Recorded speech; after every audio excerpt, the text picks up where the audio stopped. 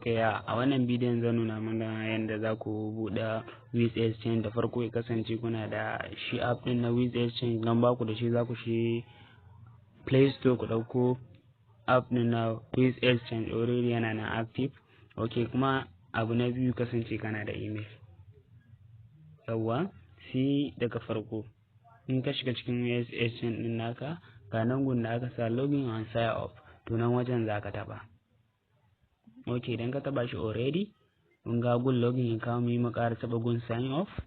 Okay, yawwa gashi ya kawo mu gun sign off nan, sai mu taba ko mu sa email mu ko kuma phone number din mu. Okay, to bari mu using da email,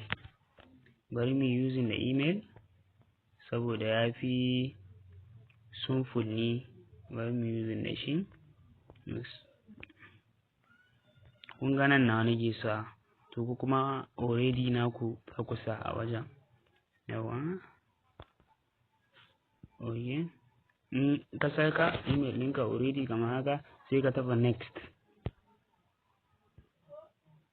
Okay, yana loading ne, bari mu bar shi ya gama loading. Yawa, loading yake, bari ya kammala. Okay, to ya kammala.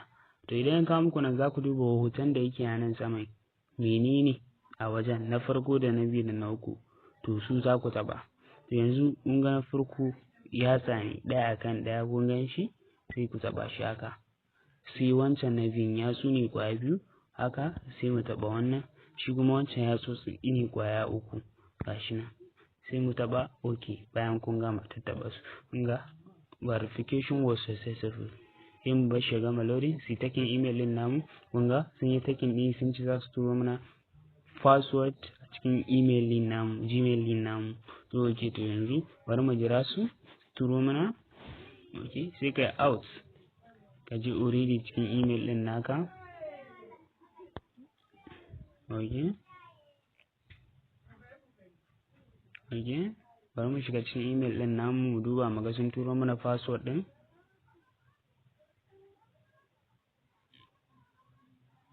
Yawa, okay, bari mu duba shi.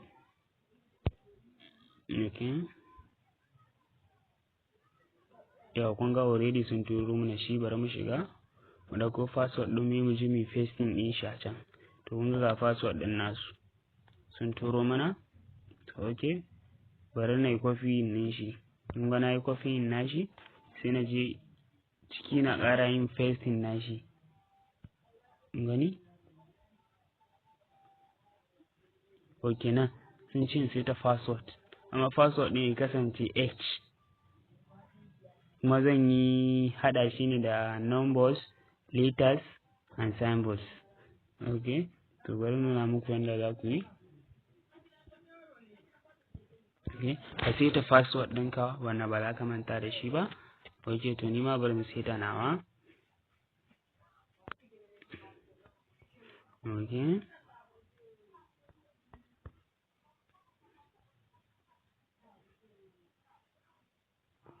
Okay, nawa bari seta nawa ni ma. Kun ga already ya cika 8, na sa shi daidai. Okay, to yin taba next. Shikenan na buɗe Wiz Exchange ɗina, kun gani? Shikenan idan ka yi wannan abubuwan already ka yi open na Wiz Exchange.